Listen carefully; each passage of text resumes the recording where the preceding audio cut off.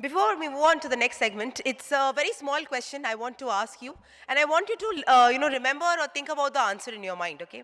So now if I ask you that in the next 10 years, what would define India? What would your answer be? And my three options are, the first, will it be money? The second, will it be machines? Or third, will it be mindset? Now, whatever your answer is, please keep it in your heart because the next session will be exploring the same. That why India's real inflection point lies at the intersection of economy, technology, and trust. And why getting this balance right matters to each and every one of us. Please help me welcome for this particular session, first of all, our moderator and host, Mr. Amit Gupta, Group CEO and founder Ecosystem Group, past chair of TI Global, to please join us here on stage. A big warm welcome, sir. Thank you so much for moderating the session. Welcome. Thank you. I would now like to call our speaker, Mr. Pramod Bhasin, Chairman ICRIER and founder of Genpact, to please join us here on stage. And I'll request our moderator to please welcome our guest with a bouquet. Thank you so much for joining, sir. I would also like to invite our next speaker on stage, Mr. Faisal Hammoud, Director of Business Development, Dubai Internet City, to please join us here on stage.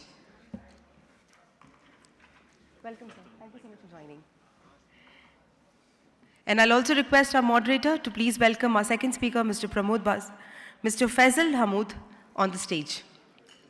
Thank you so much, sir, for joining. Ladies and gentlemen, keep the energy high because now you're going to get the answer to the question, India at the inflection point, economy, technology, and trust. Over to you, sir.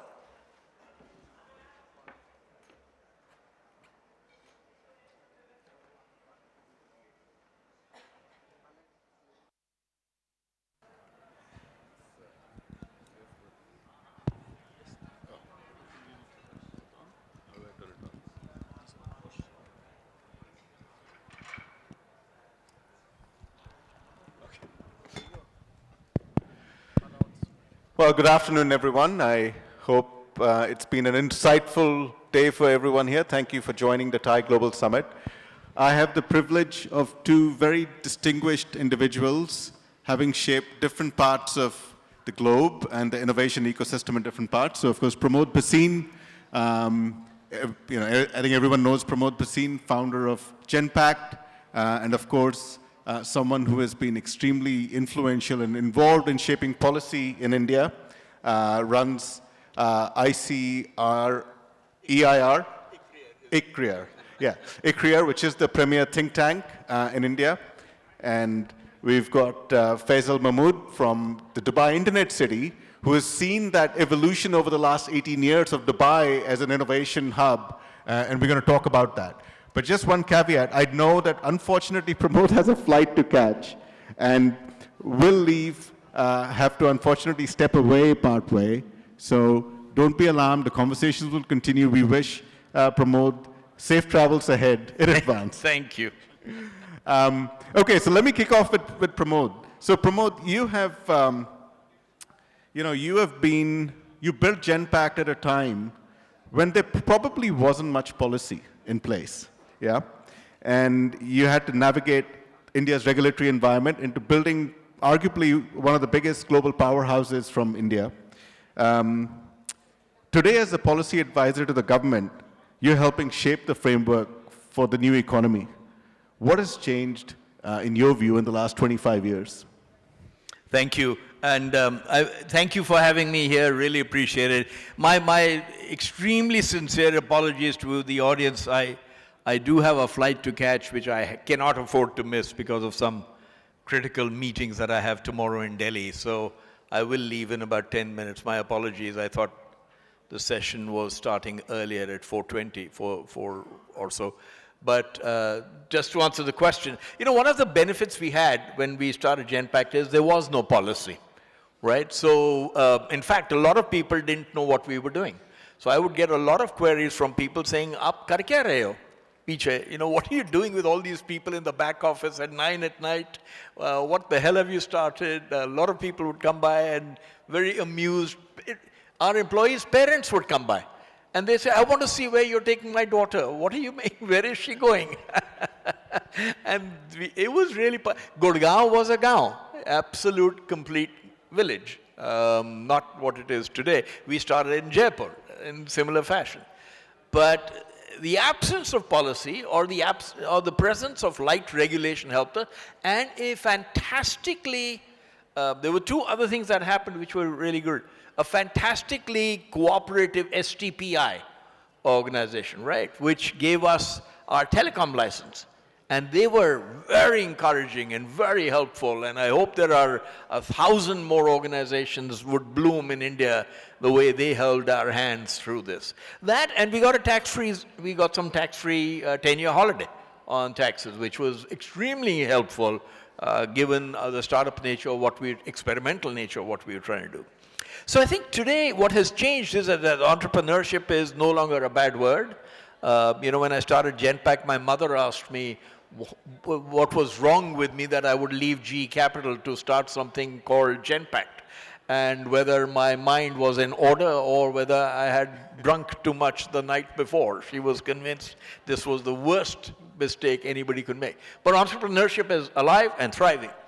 What isn't changed enough, and although I must acknowledge the huge strides India has made, is ease of doing business is still not good enough.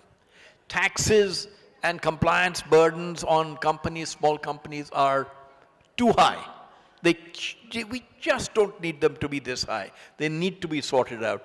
And I hope we have very light regulation. I hope someone looks at the regulations comprehensively to say, why do we need so much? I ran Genpact as a New York Stock Exchange public company for many years.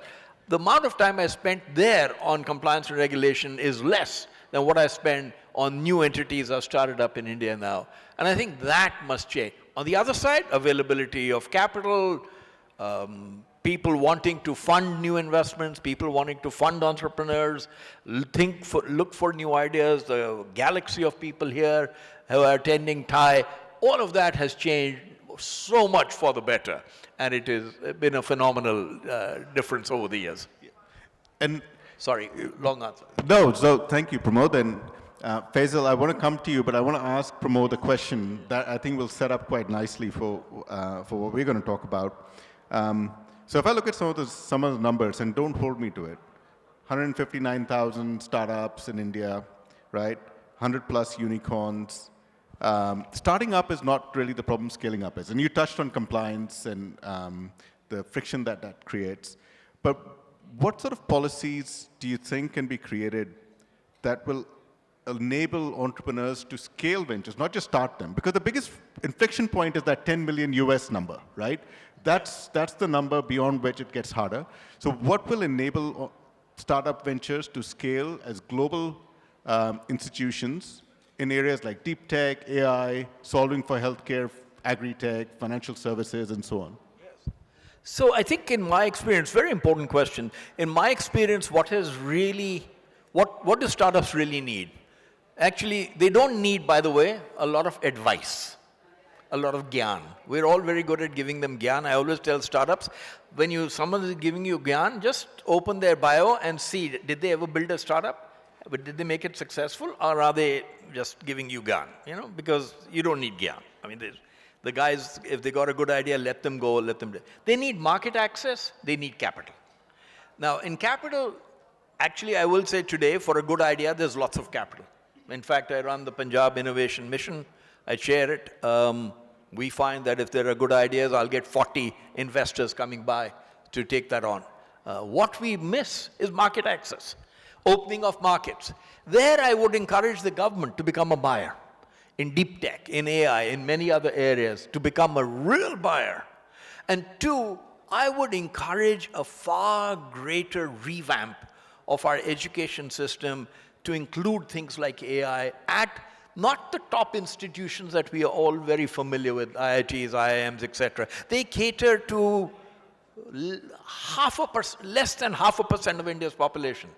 But the middle tier of colleges and schools and education, which desperately need a revamp in terms of curriculum, in terms of, the earlier panel was discussing this in terms of AI, familiarity. Our teachers need to be taught it. Look at Estonia, what they're doing. They're teaching their teachers, 20,000 teachers, about AI intensely so that they can teach it to all the students there. That's what we need. We need to upgrade our skills at that level to grab hold of what could be the best opportunity for India to create giant new industries like the IT services industry, but focused on deep tech or quantum or AI. That's really where I would focus. Yeah. I mean, creating IP for the world, basically. Creating IP for the world, we have the demographics. We are the AI factory for the world. We already are with the GCCs. That's what we will be. We have the demographics. Nobody else has it. Let's use it as best as we can. So let's talk to somebody who has seen this happen over the last 18 years. Yeah, you have a. So Faisal, I am going to ask you to introduce the Dubai Internet City a little bit, maybe over a minute, if you could share more about that. But I do want to say a few things. You have a Minister of AI. You've had one in place. Whenever I speak, and I live in Singapore, and Singapore is very progressive in terms of capital investments and stuff. They appointed the Minister of AI when? 2017. 2017. 2017, when AI, before OpenAI was formed. OpenAI was 2018, yeah? So, but one of the fundamental things is coming from an ecosystem like Singapore and India, whenever I talk to technology innovators, they all talk about how frictionless it is in Dubai. There's capital flow, the right sort of capital flow, less friction in terms of trying new things. So share with us a little bit about that journey, and from what Pramod said, how has Dubai adopted some of those policies to enable that? Thank you, Amit. First, thank you everyone for attending the session, and thank you for having me. It's a pleasure to be with you. As I said, I always admired what you did since many days, and it's a pleasure to finally meet you in person. Dubai Internet City has been in operation for the past 25 years, and it was part of a vision that His Highness has established in transforming Dubai from an oil-based economy into a knowledge-based economy.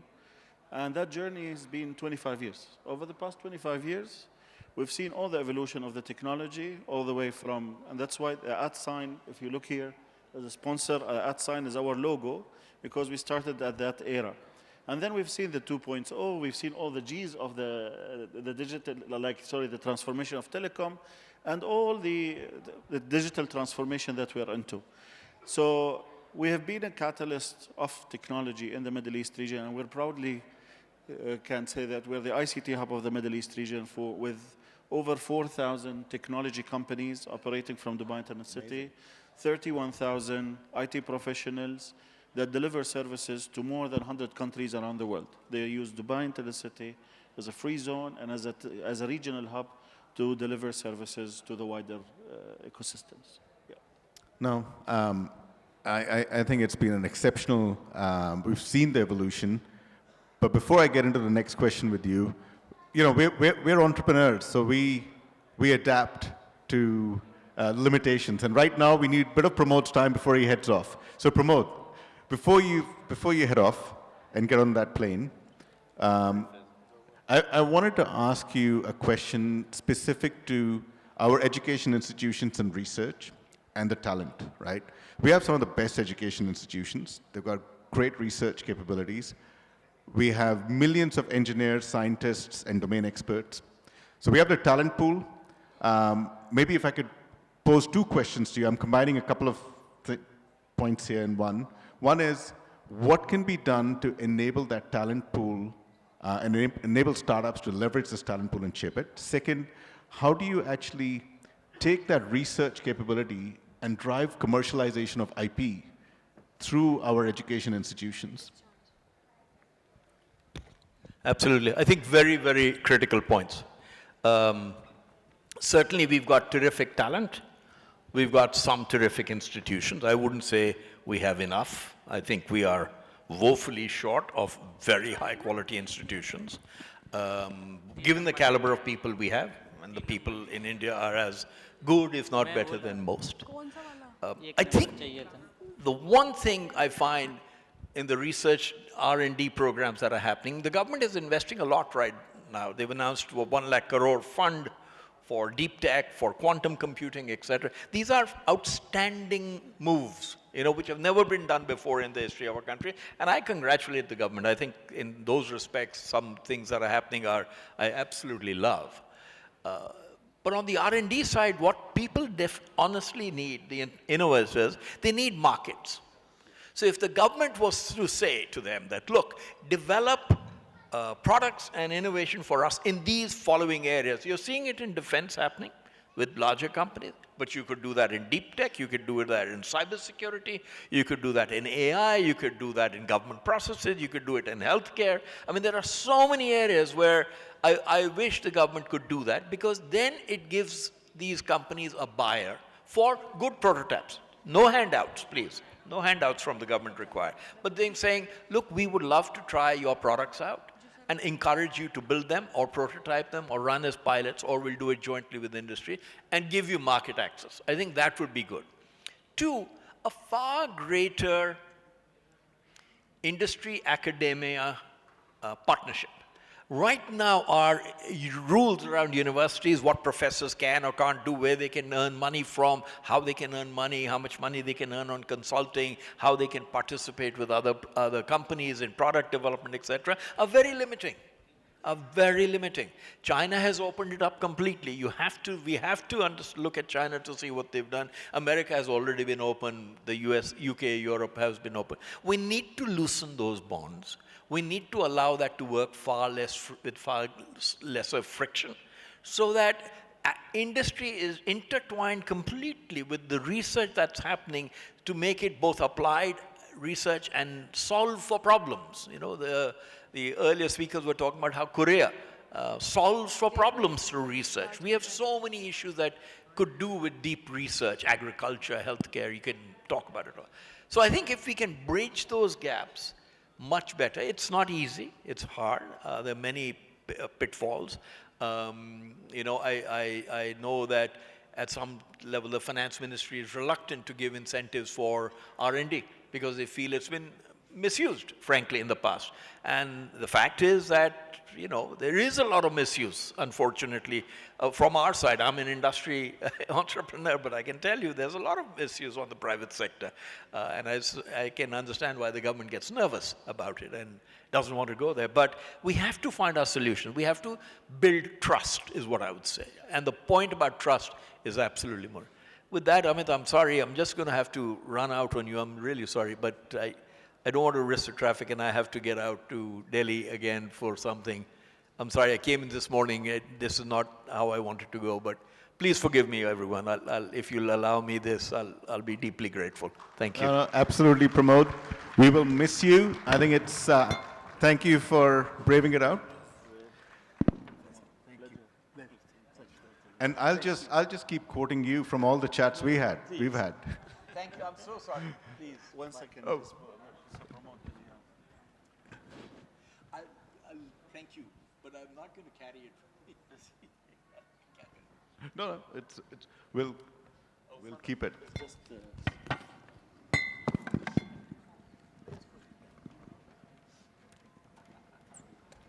Thank you. Thank you very much. Thank you. Thank you.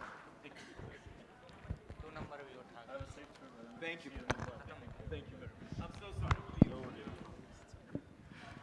All right, no worries. We are going to focus on how Dubai is going to be building, all the bilateral work that's happening between India and Dubai, and I think there's a lot to talk about. And I think we'll build on some of the conversations, Faisal, you and I were having with Pramod as well. Yeah. I think there were some very interesting points, and we can probably build on those.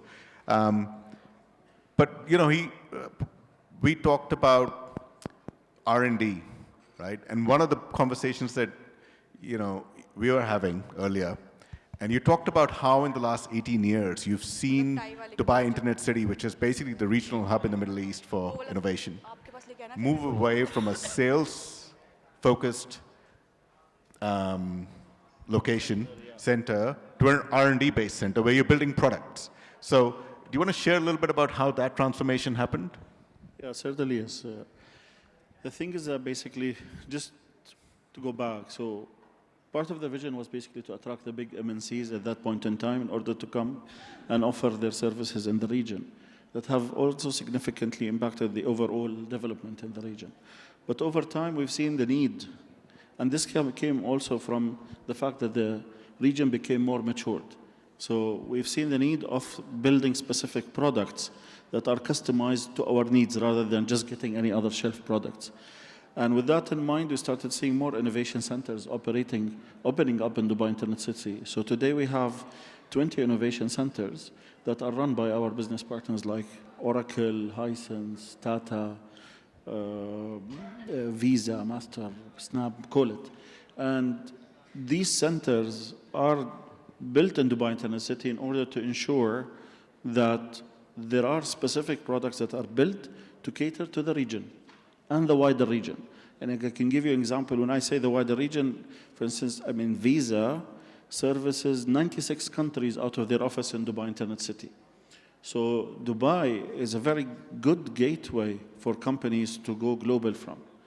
And just to build on what Pramod was saying is the fact that today it is a very good sandbox in order to try innovation, put innovation, and then you have a government demand that makes it very attractive because there is a demand on evolution. We would like to be the smartest city, so anyone who has a creative idea is welcome to join and enjoy part of what's happening around there. And just building on that, I mean, obviously, you know, I have spent time at the Dubai Internet City Hub here at TGS. I think it is one of the busiest hubs even here, right? And there's a lot of activity, a lot of buzz. What is the biggest opportunity you're seeing from a bilateral perspective between India and Dubai? And what makes you so excited about the opportunity from the entrepreneur ecosystem in India? Yeah, thank you. That's a very good question. And that's one of the main reasons why that we're here. Just to put things into perspective, so our relationship with TAI goes back to 25 years. So when the Dubai office, TAI, opened in Dubai, it has opened first in Dubai Internet City right at the same year where we have started. And I think today the relationship over years has always been strong with India. However, especially in the past 4 or 5 years since we've signed the CEPA agreement back in 2022, we have seen a significant increase. Basically, the target for that CEPA is to reach $200 billion worth of trade in 2030. And in the first half of 2025, the number itself was around 38 billion already. So we're not very far, and I'm talking about the first half. Now, it's not about what I see in terms of opportunity, but it's about actual numbers. In fact, a lot of that non-oil trade has come from telecom, AI, and IT services. So the numbers show that there is a very high demand on the Indian technology, and this is why we're here. We're here to tell everyone that you need to look at this seriously, and you need to think about how could you benefit out of the ease of doing business, the tax environment, and and the reach that you can get from Dubai. And can I ask you a question, and perhaps we didn't speak about this earlier, but there are fundamentally a few global innovation hubs that are playing out in today's new economy, Yes. right? But as I said earlier, when I talk to innovators or investors, we see the easiest, and when I say easiest capital flow in Dubai for AI and deep tech, it's not because there's more money. When I say easiest, the barriers seem to be much lower. Yes. The mindset seems to be, let's try it out, build fast, fail fast approach, right? And which is what's needed. How do you think Dubai differentiated itself compared to some of the other innovation hubs that we've seen, outside of the United States? I mean, other parts of the world, like, Singapore, where I live, and so on. Yeah. I would say we're moving steadily. We know what we want, and we have very clear plans on what we'd like to achieve, all the way since we started back in 2017, when we had the first AI minister in the world appointed. And we have seen the importance of this, and we've seen that it's coming up. Even today, again, back to what Pramod was saying, I mean, in the UAE, AI has already been adopted into the educational ecosystem all the way from kindergarten. So our education minister was like, I will not be the guy to be blamed in the future saying that our kids are not exposed. And we're not talking, here we're talking about creating a new generation of talented community, if you want, that will use the technology in the right order whenever it is required. Aside from that, I think the very important thing, and that's very solid, is the government commitments that we have shown and the willingness of moving very fast, the willingness of basically our ambition of becoming the smartest city in the world, or what you see in terms of adaptation of AI, is also very critical on the movement of this. So today, if you look at overall the AI, aside from investments, there's a lot of demand because we're beyond digital. I mean, 10 years ago, we have moved into digital. Now we are into an AI era. So all of this makes it very attractive for all companies to basically contribute into adding to the overall AI development into the region and to go to the world. So, as we wrap up, a couple of thoughts for the benefit of the audience here. And obviously, you're here with a mission, and you've seen the evolution of the Dubai Internet City. How do you think this, the Dubai Internet City can support the growth and expansion of international technology companies and all of the budding innovators here? How can they benefit specifically, and what would you like them to do? Sure. So Dubai as a hub has been recognized as the easiest city of doing business basically in our region. And I think that makes it very easy for companies to make decisions and to relocating. One of the things that companies try to avoid is bureaucracy, and basically, this transition is not an easy thing. But with the fact that we have managed to make things easier for doing business, makes it also easier for the companies. There are a lot of programs that are very specific for startups, for entrepreneurs. So the Golden Visa, for instance, now, and that is a very solid strategy by the government in order to attract and retain talent in the region that will help us move on. And in reality, what I would say is Dubai Internet City is a gateway for anyone within the technology ecosystem. So you're a freelancer, we have freelance permits where it give you access to private marketplaces to get business opportunities. If you are a startup, we have an incubation ecosystem that has supported over 1,100 startups and who have generated more than $2.5 billion worth of investment. And when it comes to the expansions, we are very committed to keep on expanding the regulatory framework, the logistics that is required, and we've already invested something around $550 million over the past few years, and we have just announced $146 million worth of investment of building another 236,000 square feet of innovative spaces to cater to the expansion that we have. So, opportunity to base themselves there, access to capital, access to markets, access to talent that they can bring from within Dubai or overseas. And basically all the things Pramod was talking about as well. So perhaps the opportunity is to build on that bilateral trade and hopefully hit that number of 100 billion in the next 4 years now. But Faisal, thank you very much for supporting TIE for the last 20 plus years and being here and supporting the TIE Global Summit. And thank you to the audience for being a wonderful audience and being flexible and letting us evolve this session and work through one of our panelists having to head to the airport as well. But we wish you a great evening and enjoy the rest of the program. Thank you for having me. Thank you, Amit. Thank you, everyone.